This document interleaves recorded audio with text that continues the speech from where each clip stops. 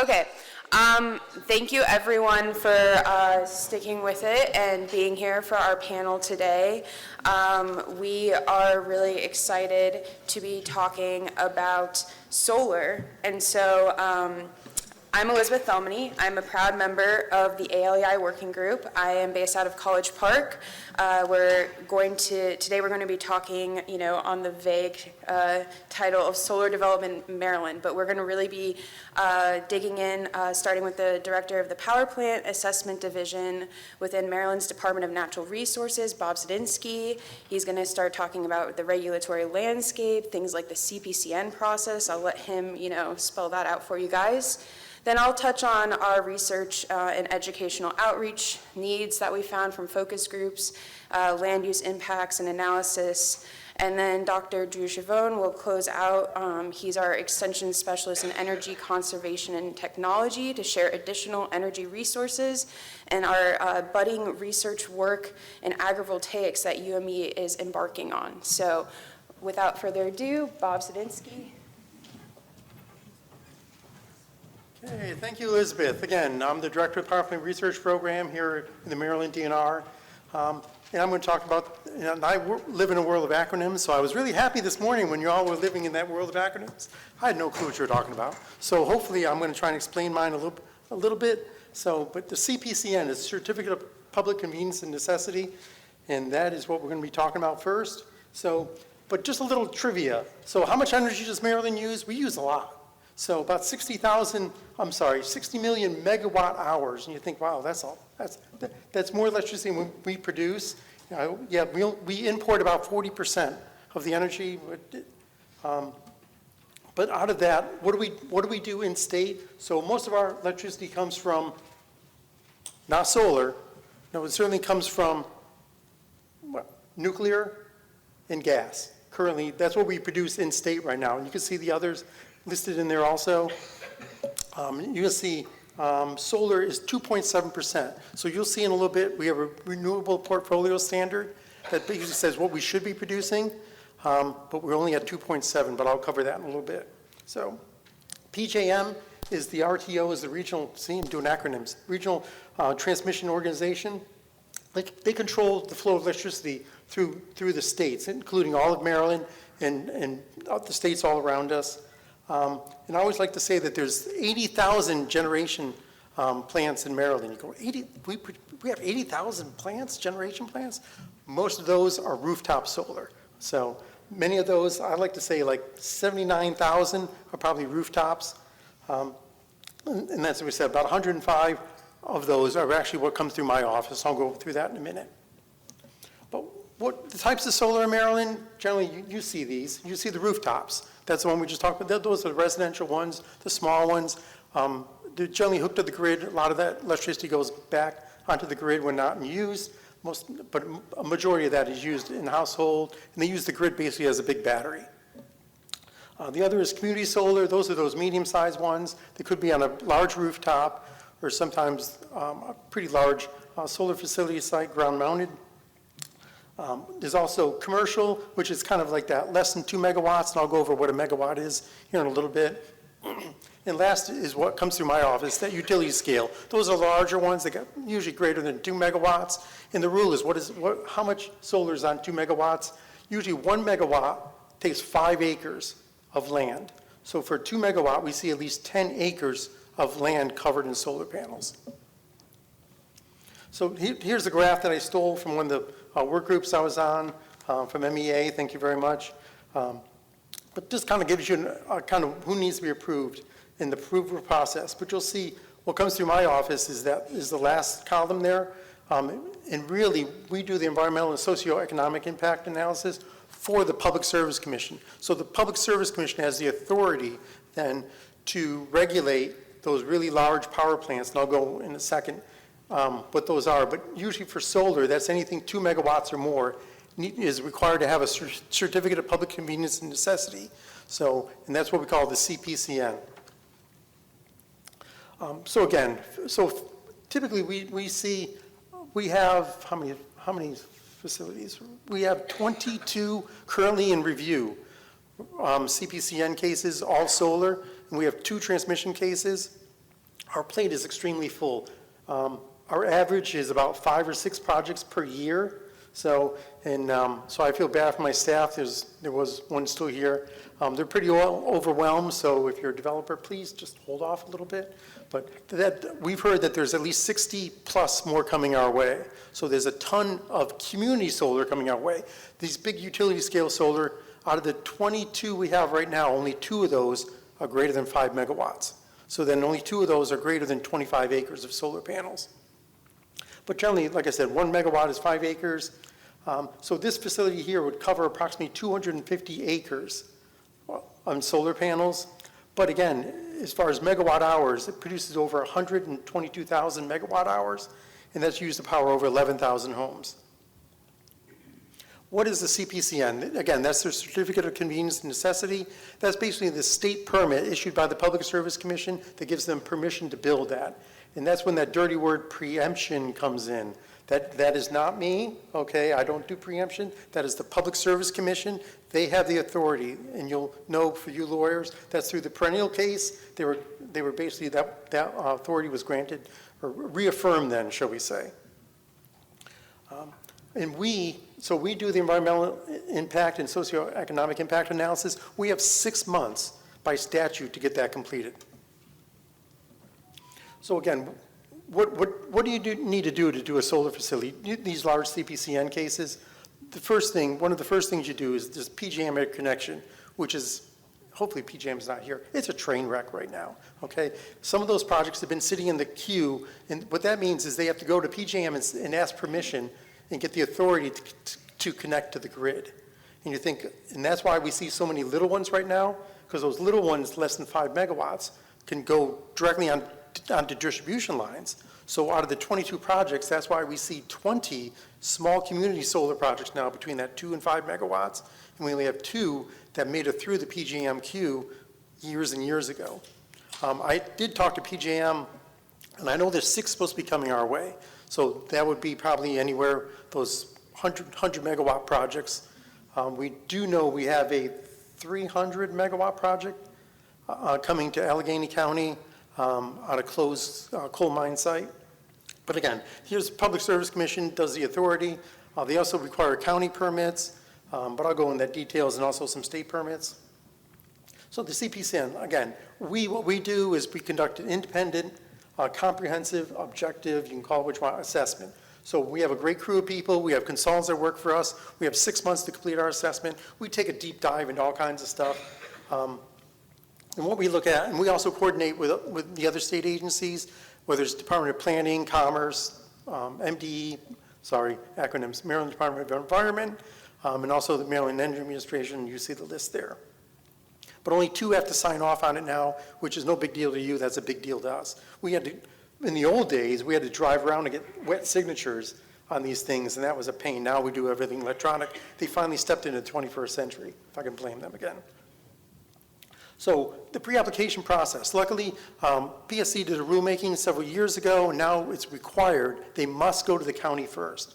So 90 days before they file an application with the Public Service Commission, they have to go before the county, and actually, it's a little vague what they have to do, but it says meet or give them application. It's a little vague. Our attorneys are still like, yeah, that counts, checks the box. But they meet with the county. They also have to meet with us 45 days before they submit an application. And this is the pre-app. This is the time that we sit down and say, okay, they show us the project. You'll see a few pictures here in a minute and go, what's the matter with this project? And we're pretty nitpicky. So we're about the 70 different factors we look at. We'll say, look, you need to focus here. Maryland Historical Trust, have you talked to them? Have you talked to MDE? What about the wetland impacts? We just had a project last week that was a ditch in the middle of a field. We said, well, how are they crossing that ditch now? How are you going to cross that ditch? They're like, oh, I don't know. We haven't thought about it. I'm like, really? You haven't thought about it? So, but anyway, and also there's many other issues. So what we do, again, we also do a bunch of other things. We write what I call the cumulative environmental impact report. If you want to know anything about energy in the state, this is a 300-page report that has everything energy and the history of energy in the state. This is I call it the Bible of energy in Maryland. It really is a really comprehensive report, and I kind of make all my new people kind of read this, and so just for torture, really. So Again, we also do a lot of special studies. We just did a pretty extensive look at the renewable portfolio standard and the requirements to meet that. So we also look at the PJM how many projects in the PJM, how quickly they're moving through, et cetera, et cetera. So what we do, so again, we get the application from the applicant for these pretty large solar projects. We take a deep dive into it, and the first thing we do is say it's complete or not complete. So again, we look at all the factors. We have a nice thorough checklist on our website. They have the checklist and they go, okay, we've done this, done that, done this. And then they come to us. We call it a reality check. So it's like, yeah, you kind of missed this. And so again, we will make a recommendation. The Public Service Commission is a judicial process, which I'm sure some of your attorneys, so this is a fully judicial process they have to go through. A judge oversees the case. So in order to intervene, you need to have an attorney to intervene in the process. And again, it's a 6 months process that we have. Generally, the whole case will take about 8 months to get through the whole judicial process. So what we look at, so there's lots of things. Most of the projects that we deal with are on ag, okay? So it's pretty consistent what we look at. We do have that brownfield study, brownfield site out there in Allegheny County, closed mine. And that's a really large 300 megawatts. So if you do the math quick, it's over 1,500 acres of a brownfield site being utilized for solar. So again, we look at all these factors. These are just some of the biggies. You hear decommissioning, you hear glare analysis, visual impacts. That's all the stuff we do in-house. Luckily, we have some really great consultants who work for us and do a lot of the heavy lifting. So, but number of cases. So where do we see most of the cases? In the old days, we saw most of the cases on the Eastern Shore. These were the really large utility scale solar running from 50 to 150 megawatts. They were 55% were roughly on the Eastern Shore. Now we're seeing that switch. With community solar, we're seeing more projects. This is not based on size, it's based on number. So we're seeing many more projects right here. In Allegheny, I'm sorry, not Allegheny. It would be Anne Arundel, PG County, we're seeing a few projects coming up through Howard, Carroll, kind of the middle of the state right now. Number of projects. So I mentioned this already. I project we're going to have 24. I'm off by a few projects. We've been told we're going to get one per week coming into us. So we're probably estimating about 28 to 30 projects by the end of the year. Just don't tell my staff who's sitting over here. So it's a pretty heavy lift that we do. I mean, it takes 6 months for a case. Each of the folks have 5 cases. So the most I ever had was 4, and I got it all confused. So I feel bad for them. Don't tell them I used to mess up with just 4. But what we project is a lot more. We even think that battery energy storage, which we're not going to discuss much, will also come before. There's legislation submitted that will probably be approved and passed, allowing battery energy storage to come into the CPCN process. That's kind of in the works right now. They drafted some of the language that's already come through review with us. We've already commented. So we've been told pretty much that's coming our way. That's why you'll see the jump next year with 35. The year after that at 40, then the PJM will loosen up a little bit. So we assume we're going to get more of those larger projects. SEIA, looking at the Solar Energy Industries Association, SEIA, they project the same thing. So it's the trend that we see throughout the whole U.S., that solar is increasing and increasing at a rate, a significant rate. So the Maryland Renewable Portfolio Standards. So this is the RPS. So you hear the RPS. This is the legislators actually, and I'll get into a second here, what they deem what each one should be. So we have hydro, and I like the solar project. This picture is from 1954.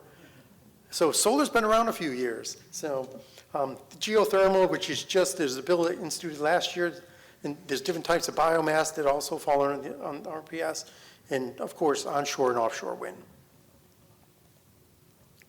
So what it does, what are the benefits of an RPS, the Renewable Portfolio Standard? Greenhouse gas emission reductions, I won't go into the details. Also, alternate revenue for farmers. I mean, it does provide an alternate revenue for them, pretty significant if you talk to some of them. Brownfield, I talked about the brownfield redevelopment. I mean, this is a great site with solar on one of the closed mines. The soil is really bad, it's really rocky. I mean, there's some junk out there that grows, but it's a really good site. We're also looking at some landfill sites that are proposing solar. Some more benefits, energy independence. Right now, we import about 60% of our energy. So become more energy independent. But again, one of my consultants already said, that's not a big deal. So, but we always think be independent. We want to be independent as Maryland. So if we import 60%, there's a lot more energy that needs to be produced between offshore wind, onshore wind, and renewables. It also should lower the cost of renewable energy to consumers, reduces water usage. I mean, between gas and coal, they consume a significant amount of water because they take that energy, convert it to steam. That steam is superheated, it goes through turbines, et cetera, et cetera. So, also, right now, we're talking to commerce and planning. There's significant movement to develop these businesses, whether it's decommissioning. So we have a lot of solar panels we know in the future will be decommissioned. There's businesses coming for that. There's also businesses to make solar panels that are coming to Maryland. And of course, it reduces greenhouse gas emissions. How does it work? So basically, an RPS says that a utility must get a percentage of the electricity based on legislation from renewable energy. And there's a chart I'll show you in a minute that can bore you to death. Thank you. So, but there's so little renewable energy produced in the state as far as solar, and I don't want to go into the SREC thing, though there's solar renewable energy credits, that now they can purchase what's called ACPs, alternative compliance payments. And that, so if there's not enough solar being produced, they still have to purchase these ACPs. And so that amounts to tens of millions of dollars, because remember, we're only producing 2.7% of the solar, when our goal, I think, is 7.5% right now. So that difference then is purchased through ACPs. And remember, solar RECs right now run between $40 and $60 each, and ACPs are running about $40 each. So if you know you need 60 million megawatt hours, for every 1 megawatt hour, that's 1 SREC. So if we're short that percentage, that's millions and millions of dollars. So here's the chart right here, and 6.5% is where we should be. We'll be at 7% in 2025. Again, we're at 2.7%, so we're far short of that. We do know that there's more being out there. There's almost 800 megawatts of solar fully approved that's just waiting to be developed. And that's my presentation next week if you all want to come to that. So, RPS, this is just another way of looking at RPS. So eventually the goal is 52.5% by 2030. What we need, so this is dated. So right now it's roughly, if you take the solar and you do the math, and I won't bore you with some of the details, but we need approximately 20,000 acres. So that's you'll see the acres of land per 5 megawatts. Things have changed. So this weighs rooftop being 80% or 60%. There's a whole bunch of math in here. So, but we know we need about 20 to 30,000 acres on ag land of solar being developed to reach the current projected RPS just for solar. So making sure you're not glazing over with that. I know it's a lot. So to conclude, so annually, I didn't talk about PJM. So PJM protects, for years, the load, which is how much energy we need in the state. They said it's going to be flat. But now with the dirty word data centers and with electrification, I mean, they're switching us to basically now PJM has said, oh, now we're going to see a 2.1% increase. When you're thinking about zero for almost 10 years, and now for the next, all the way to 2035, I believe, they're doing 2.1% increase. So in other words, we'll fall farther behind unless the renewable energy can really pick up. So again, 1,800 megawatt hours for every 1 megawatt of solar.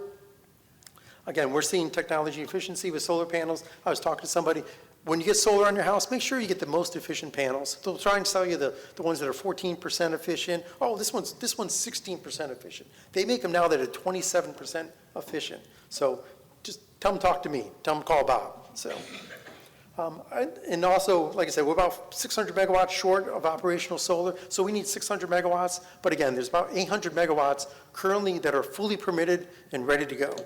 And I think that is my last slide. Okay. And this is me, so, and I always like to offer, if you're confused by the CPCN process, I always say, give me a call. I'll be over here for a little bit, so feel free to call me. I can talk you through a Google Meets and walk you through the process. It is a bit overwhelming. I've been doing it for 12 or 14 years, so I'm old and grumpy, so I'm getting good at it. So, okay, thank you.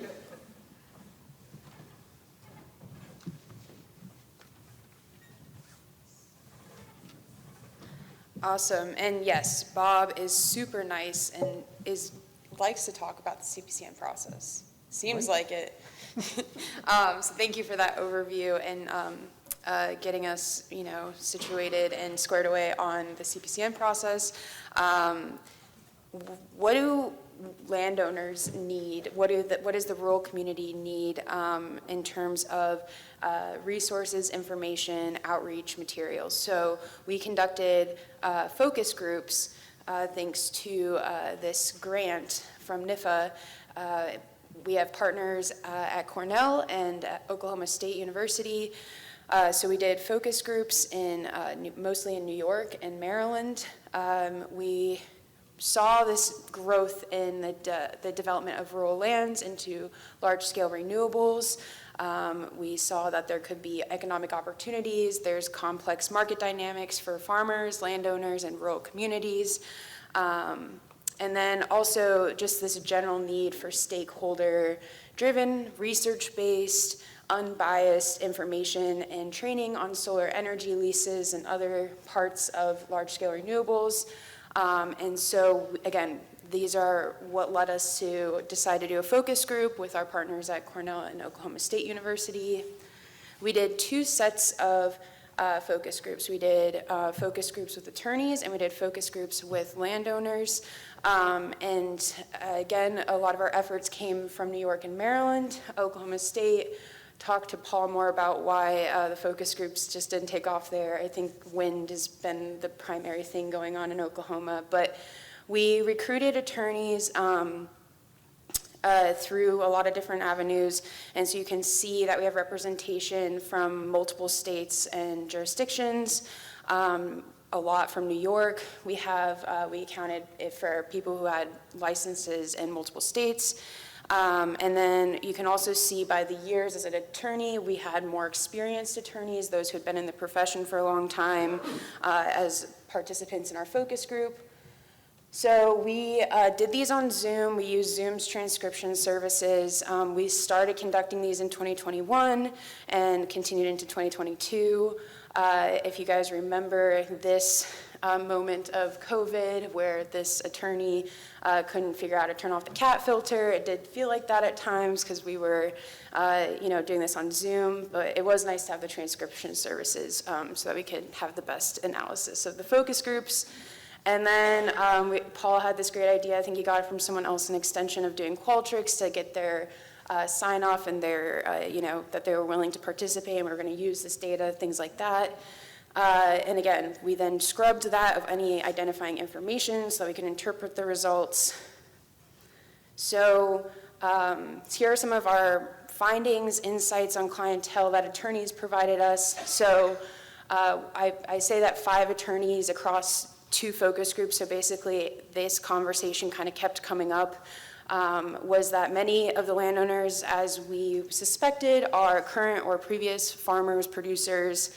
It also, they confirmed another suspicion we had that a lot of landowners were not seeking legal counsel prior to getting into some of these large-scale renewable lease agreements.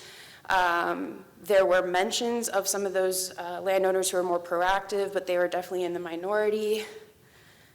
Other things that we found was that there was some speculation that attorneys had on why maybe landowners weren't seeking legal counsel, this fear of losing out, FOMO, as my generation sometimes says, of not getting the best deal. Like the developer would just move on to the next landowner, and they felt that time pressure.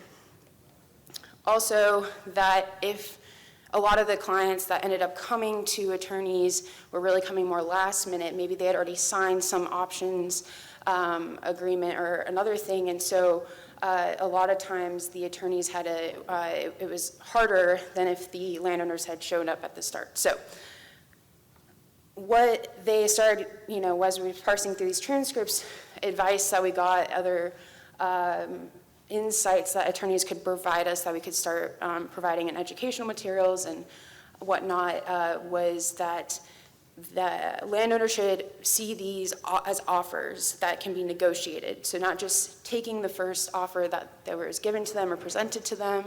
They should actually, maybe if they can, talk to others, really think about it, and then negotiate.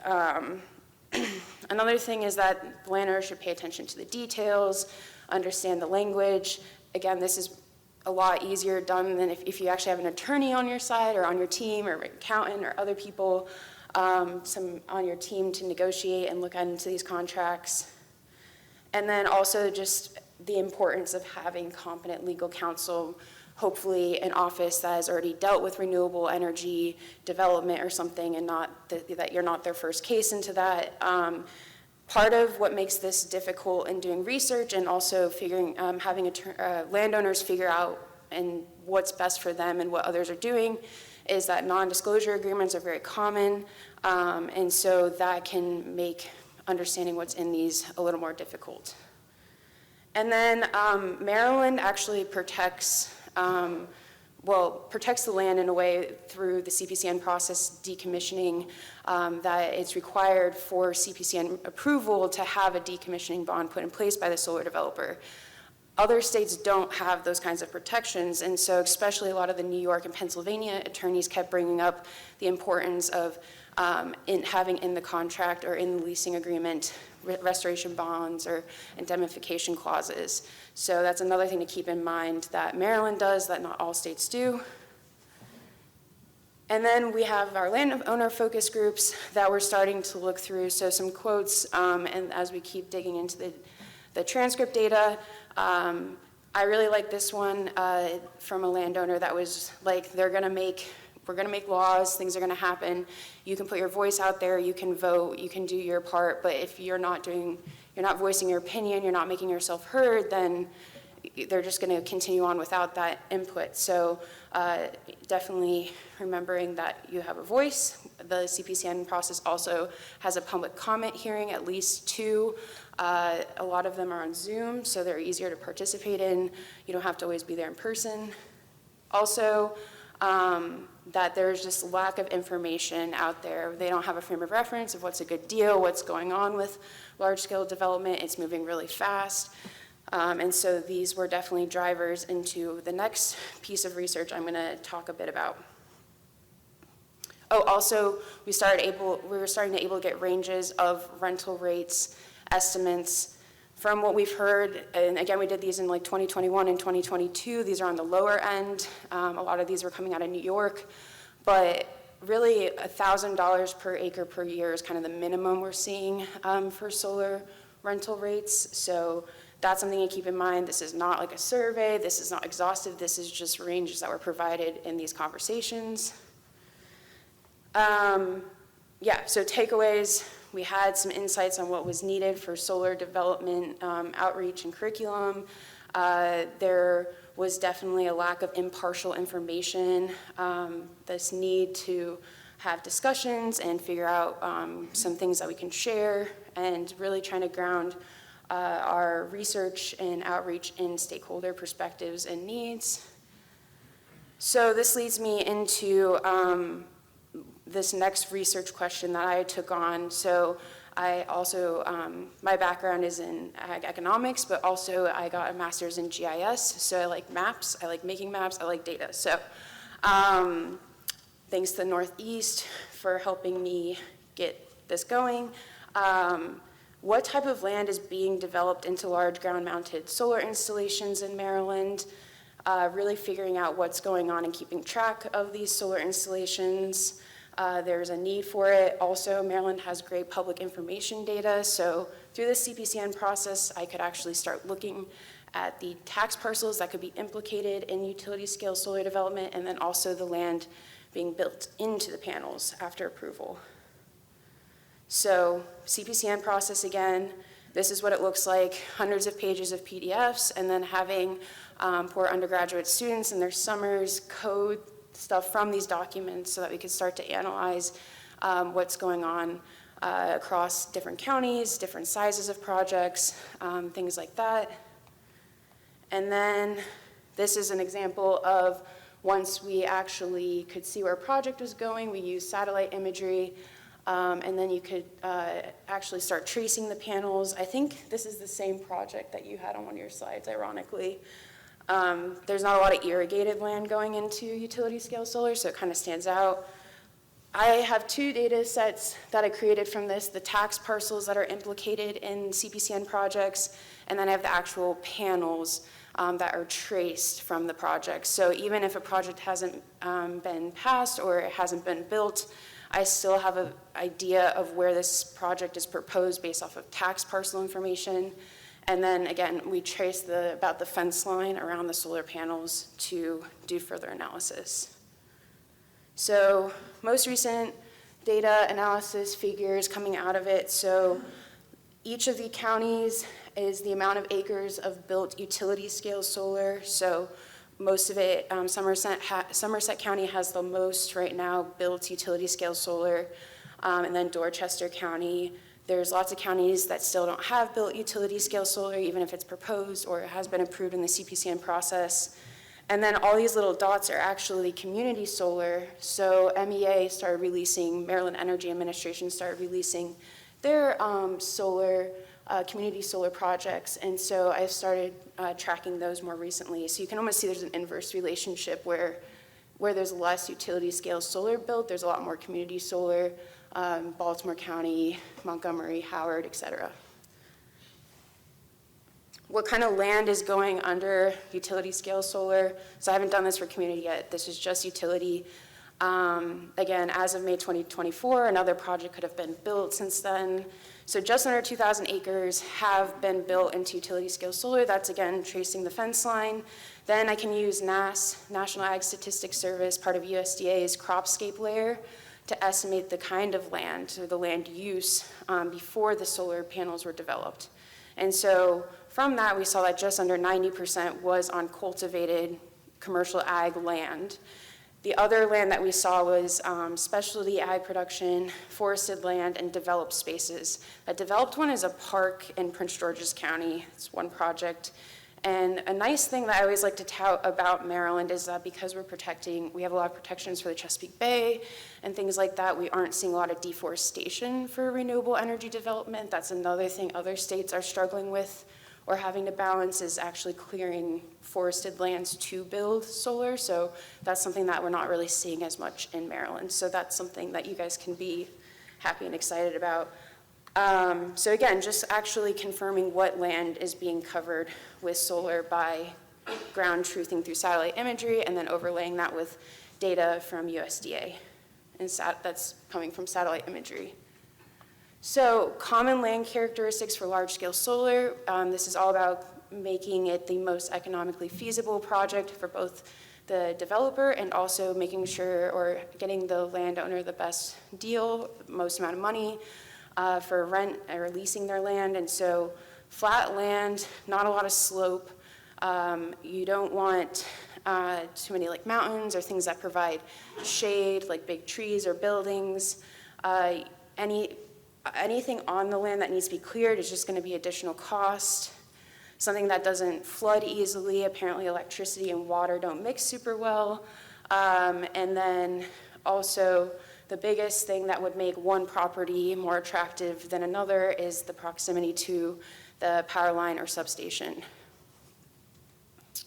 And so now that we know that most of the land in Maryland is that's going into utility scale solar is commodity commercial production, corn and soybean rotation primarily. And we also know that the agricultural community or there's concerns about replacing farmland with solar. Then why are farmers choosing to, why are they choosing to develop their land into solar? It comes down to some economic reasoning. So we took the rental rates that we were hearing. We've also got some redacted contracts that have come across our desk that we could use to update some of these estimates. And then we used University of Maryland Extension's crop budgets that are updated every year to estimate how much a farm per acre usually gets versus how much they might get from a solar lease. And so I know it's a lot of numbers and nothing too scary, but just across the top you can see the utility scale solar rent. These are estimates going from like the low end of $500 per acre per year to $5,000 per acre per year. And then again, for the farm profit estimates, that's between corn and soybean, what we would see in like a less than ideal year of around $500 per acre per year, up to $1,125 per acre per year. Again, this varies. These are just estimates. And then comparing. So you can see in most cases that utility scale solar is going to provide more money per acre per year to the farmer than what they might get as a commodity corn soybean rotation producer. And so a lot of you, this seems intuitive, it makes sense, but I was getting questions of, okay, so if the ag community is not in favor of developing farmland into solar, then why are they doing it? And it really just comes down to their own business decisions and what makes most sense for them. So that is that. And then what we're trying to get and what we've been continuing to do and giving these types of presentations is have informed conversations. We want people to make the best decisions for their own land, whether that has to do with renewable energy contracts or not. And just making sure that we're being sustainable and mindful of where we're putting renewable energy. And so we have developed some resources and then we're starting to put them out. We have this solar leasing website with a few videos, and we'll continue to add stuff to this website for, you can see Paul there in the screenshot giving some tidbits on solar leasing. And then I am continuing to work on that data that made those maps and gave you those results, actually making it so you guys can look at them yourself on a web page. I love data and I love doing modeling and analysis, but I'm not a web developer, so bear with me as I learn how to make this more user-friendly. I know that it's in its like very infancy stages, but the data is good. It's just not the funnest to use right now. But hopefully I'll have some time here soon to get back to that. So with that, that's my presentation, and now we have Drew. Oh, we gave you extra time. Oh, extra time. I'll probably lose my voice before that. So good afternoon. My name again is Drew Schiavone. I am an energy specialist with the University of Maryland Extension, and I have the privilege of sharing some of our initiatives in the solar energy arena. So I'll talk about some of the core educational outreach and engagement projects that we're involved in, as well as some of the Elizabeth alluded to it a little earlier about our agrivoltaic projects that we're launching. So I'll talk about some of that, but I'll give you a little context of the Extension service. I imagine most of you are familiar with the role of Extension, but in a lot of ways we're the front door to the university, connecting our research and education out of the College Park campus to the public. And so we offer various programs and, like this and like workshop seminars, technical assistance and training. And my niche is in energy conservation and technology. And so obviously solar falls within that.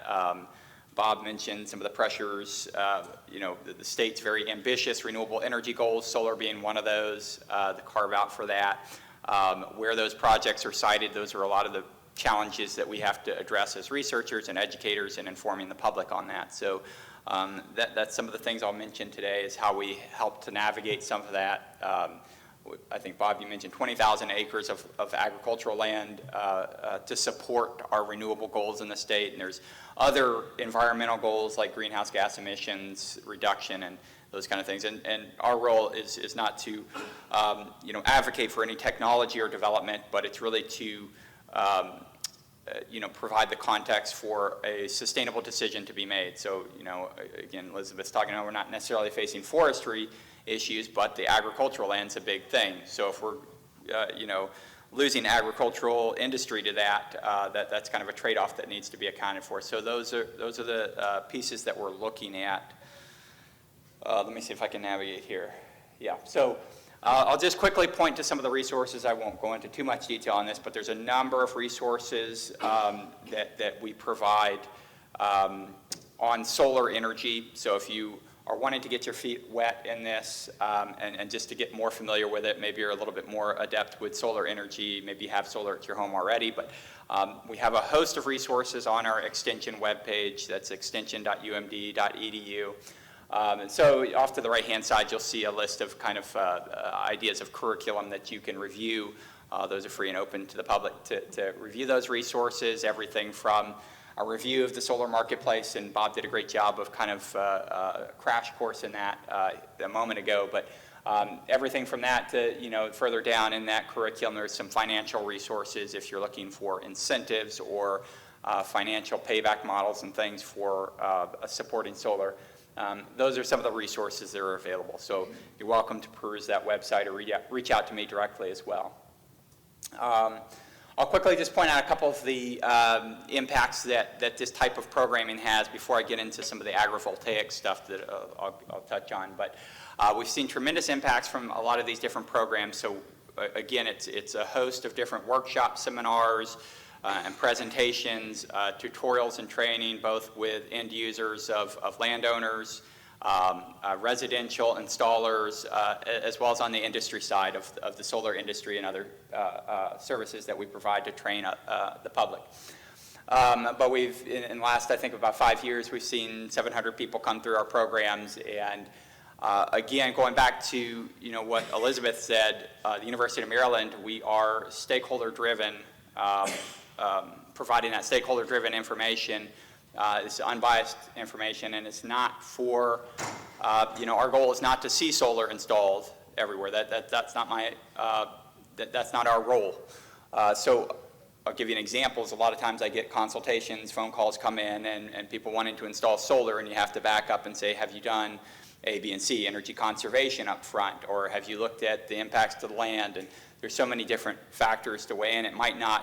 Solar may not be in their best interest economically or environmentally, whatever their goal may be. And so that, with that said, again, I'm not selling anyone solar. That's not our role with the university, but we have seen over 30 megawatts of solar installed through our programs.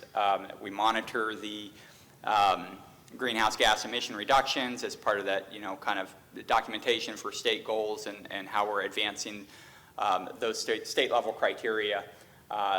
Economic savings is a part of that, but that all goes to kind of what I shared, some of those resources and trainings that we offer throughout the year. You can get more information again on our website related to those core educational program areas on energy. But I'll kind of segue into, with the remaining time, is talk about some of the innovative agrivoltaic projects that we're working on now.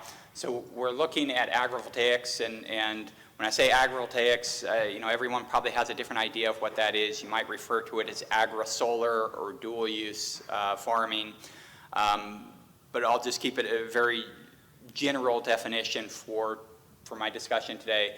What I mean by agrivoltaics is the simultaneous use of land for agricultural production and solar production. So having solar panels on a functional operational farm on that same area of land, not just on a side piece of marginal land, but actually having those two systems interplay. So that could be livestock, it could be, you could have sheep grazing beneath the panels. Our focus with our projects, and I'll get into that here in a moment, but our focus is on vegetable production, maybe some cash crops, and smaller, as part of our pilot program that we're launching.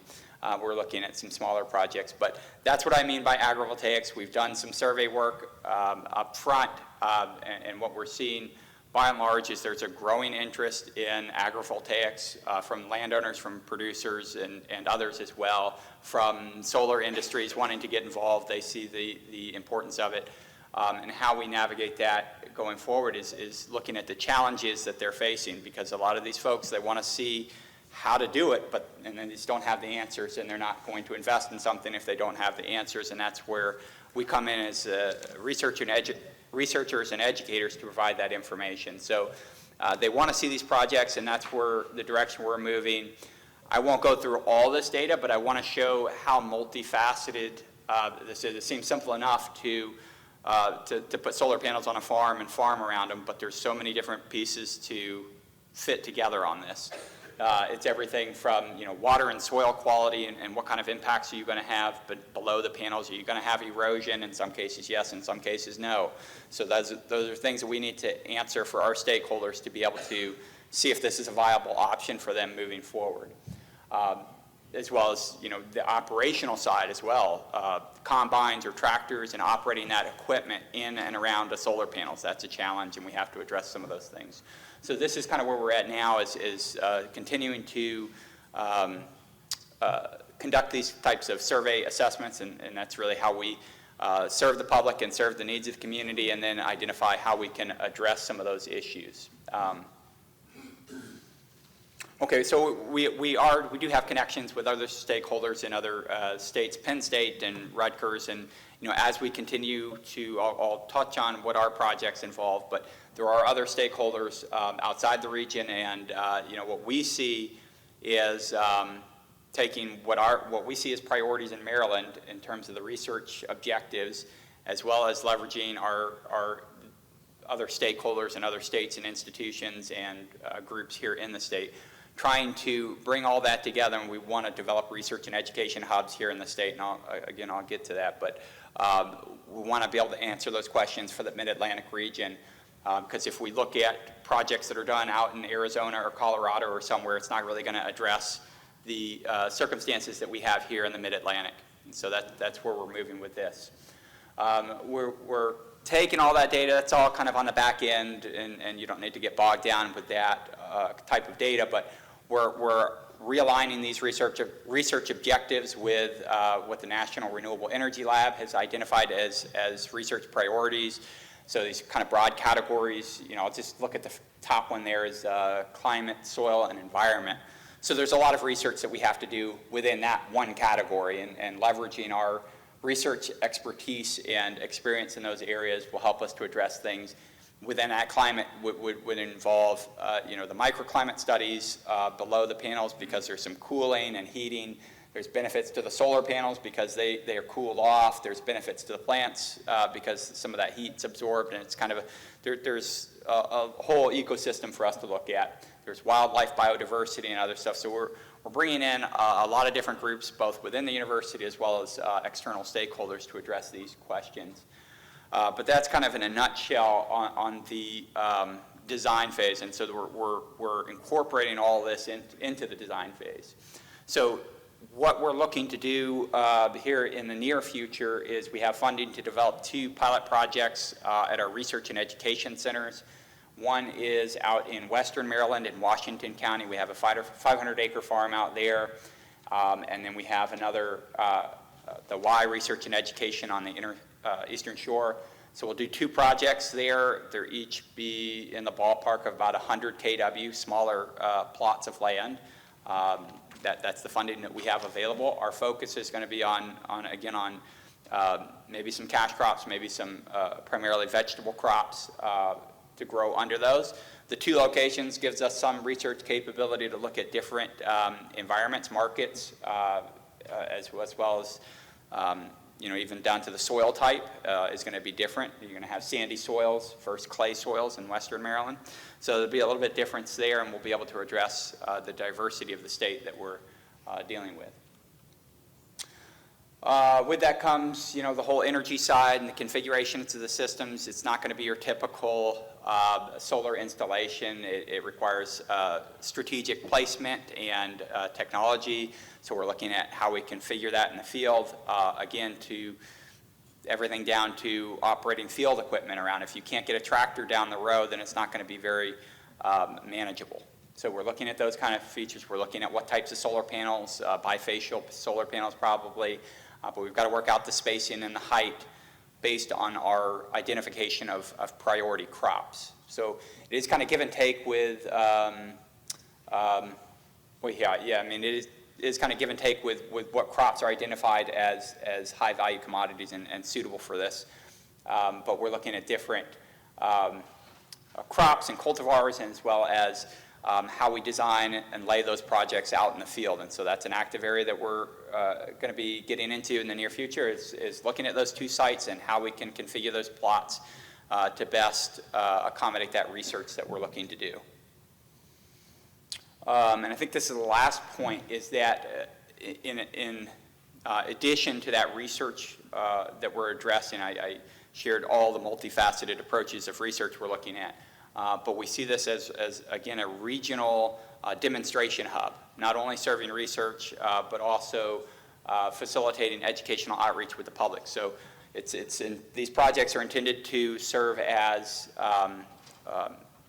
educational resources for our students through College Park and other institutions, but as well as bringing in other groups, industry folks as well, whether it be from the solar industry needs to engage in this area, and they are interested in that, as well as farmer and landowner education. And so that's what we do in Extension really well, is connecting making this data available and useful to the public, so they can hopefully identify those areas and see progress in this state here in the near future if we're going to address those land use. This is one solution. Of course, there's all types of things we can talk about, siting and location and everything, but the agrivoltaics things that we're doing it's one possible solution to dealing with some of these land use issues we're seeing between solar and farming. Okay, so my contact information is there, but I'll wrap up, and I don't know. You have 15 minutes for questions. Question to you. Yeah, Kristen's.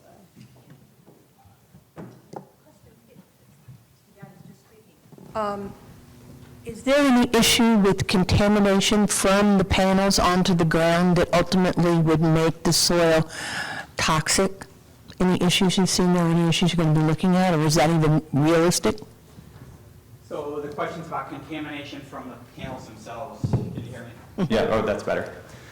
So the question is from the panels themselves. By and large, most of the solar panels are there are a few panels, like thin film panels. It's a different technology. It's not as widely deployed. Thin film is this very small market share. Most of the panels, the monocrystalline panels used today do not have much, if any, contaminants in them. You're talking about cadmium telluride and other things in these thin film modules. But for the most part, there's not really a contaminant issue. It's mostly glass, aluminum frame, and the recycling industry is growing significantly as well. So that glass and aluminum and the small metals that are in there, that's becoming more and more viable to recycle those products as well.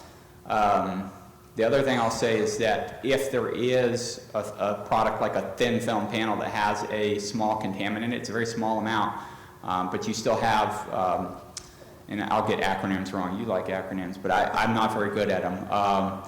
It's the EPA's Resource Recovery Act, and at a local level you'll have to address that if it's going to a landfill or something. In those particular panels, you want to make sure that contaminant's not entering the landfill or something like that. They'll need to know that.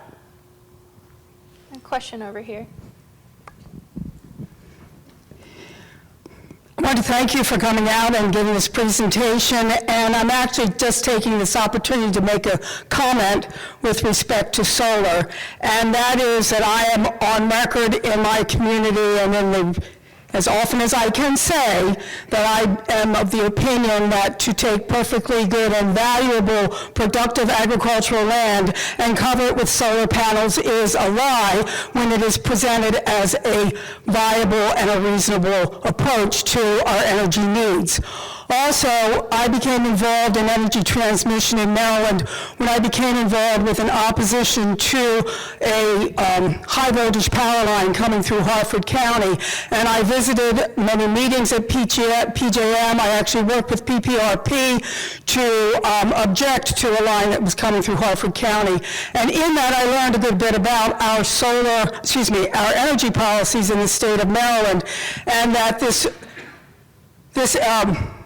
march toward non-renewable energy production for Maryland is a disastrous decision on the part of our lawmakers, because we cannot sustain our energy needs with the current technology of renewable solar and wind. I'm not going to get into an argument about that or even a discussion. It's just that I have read a good bit of information that would support that statement. And actually, at the most recent meeting in which I attended with PJM regarding the project that's going through Baltimore County, a statement was made that closer to 80% of the energy from Maryland is being imported, that the renewable resources will not support our energy needs, especially with the data centers that are coming in. So thank you for your time, but in a group of farmers and agricultural producers, I just wanted to make that statement. Thank you. I have another question. The New York Times did a story, weeks ago, about all the lots of contamination that they're now starting to test for on agricultural land due to putting on some form of human sludge on the soil for nutrients. And going heavy metals are accommodated in the sewage treatment process, but the PFASs are not. It's getting on the soil, and according to this article in the New York Times, 24 million acres of farmland in the United States has been contaminated, and there's zero coming on PFAS that's safe. Why wouldn't we, if in fact there's some big drive to put solar on agricultural land, kind of what this land is saying, that land is no good for anything anymore, not a chicken, not a hog, not a piece of grain, nothing. So it's going to be completely useless land. That's a good place to put solar for agriculture. Is anybody in your field, any of you university people thinking about that, talking about discussing it? Well, I can make a comment, and I don't know if Elizabeth, you wanted to add anything. You know, I don't cite the project, so I don't dictate where they go. I just tell folks if it makes any sense to meet those goals. I'm responding to state policy that's already in place and the market incentives for a installer to go to. I mean, Elizabeth mentioned some of the, rates for land and things like that. That's kind of out of my hands. From a personal standpoint, it makes very much sense to me to cite in those projects, and I think that the agricultural bit is a very small bit of what Bob was talking about. I think it's those projects are going rooftop and other places as well, but it does make absolutely sense to me to cite it on marginal land, brownfields, even commercial, paved areas and things like that. So, from an environmental standpoint, that I think adds tremendous benefit. Again, it's not my role as a representative of the University of Maryland. It doesn't make sense to me scientifically to install it on every piece of agricultural land. It's not what I'm advocating for. I don't know if there's any particular research that you wanted to add.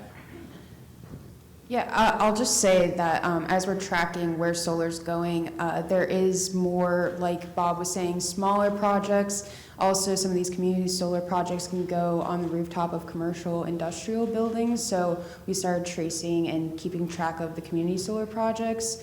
And so these smaller projects are going on developed land or not necessarily farmland. So we are starting to see that trend because it is harder to get these larger prime farmlands turned into utility scale solar, and that could also be in response from county zoning and public comment, and those are things that I hope to model and analyze at some point. So that's the other thing I had to add. There's a question back there. We have one right Oh, okay. Are you seeing anything on lightning strikes? No. No. Even wind shear on panels just doesn't seem to happen. I mean, unless the wind exceeds 140 miles per hour. I'm talking more about solar. Yeah, me too. Yeah. Tornadoes. Yeah. It's out west. I mean, I saw a project in Nebraska from tornado damage, and that's always a potential, but that'll take out anything. Yeah, hi, thank you for speaking about this. I had heard that there's a piece of legislation, and I don't have the bill number, coming into the Maryland legislature for this coming year that would allow ag preservation lands to be, to have solar installations put on them. And unfortunately, our ag preservation lands, a lot of counties target their prime farmland for those ag preservation lands.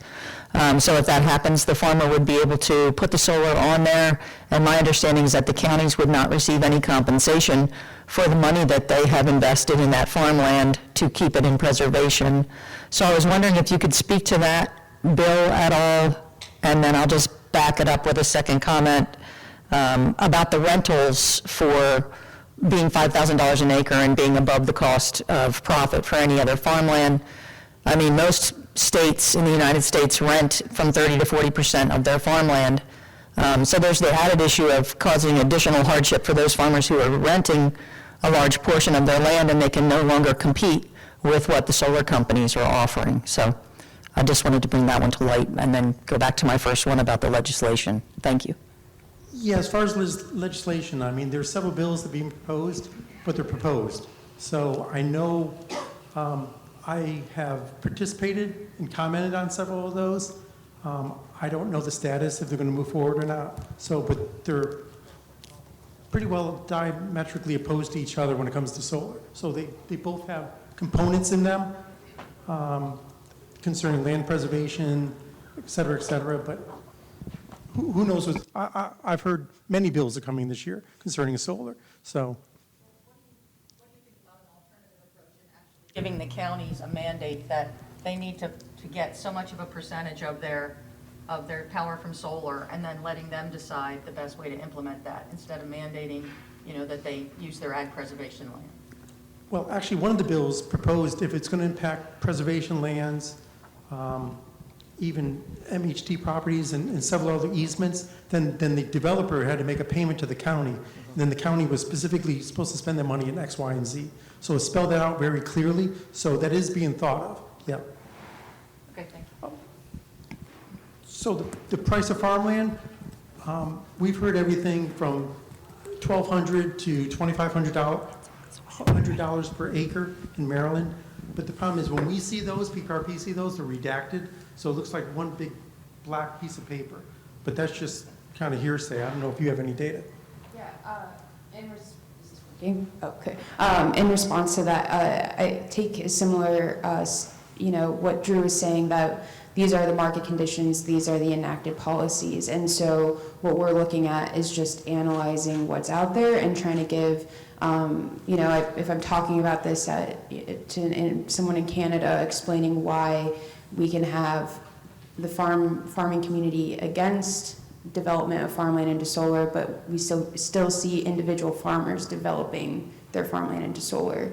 And so it's really just to give that snapshot of what individuals are making as decisions. Again, not necessarily for or against the development of solar in different places, but that's just how it's happening. And to understand why and where and all that is an interesting research question that I hope to continue to dig into. And the other legislation to be aware of is this idea of corridors for where the siting of renewable energy could be more preferred. So that's another legislation to keep an eye on that could work. I don't know. I'm not sure. I'd have to read more into it and see what the responses are. So I think We have one My- last question. one more question. And then Over here. And my question actually dovetails with what you were talking about a moment before. Are you only able to get the rental rates directly from farmers, or is there another source of information that you're using to get those values? And are you finding that the non-disclosure agreements are posing a problem, blocking people from getting information from one another? Yeah, definitely the NDAs can be an issue with any of this research, and the lawyers in the room can correct me because I'm not a lawyer, but until it's actually signed, the NDA isn't.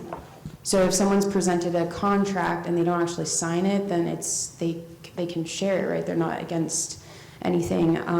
So we've seen contracts that have been redacted and shared with us that we just have like a list of the rental rates we've heard, and then from the focus group interviews, and then with attorneys and others, we just say, does that range sound fair? So again, that's about as good as we can get of quality research. We don't have really a better source except when someone says that's outrageous or that's completely wrong, who's actually seen some of these offers. So that's that. We could talk more about it after as well.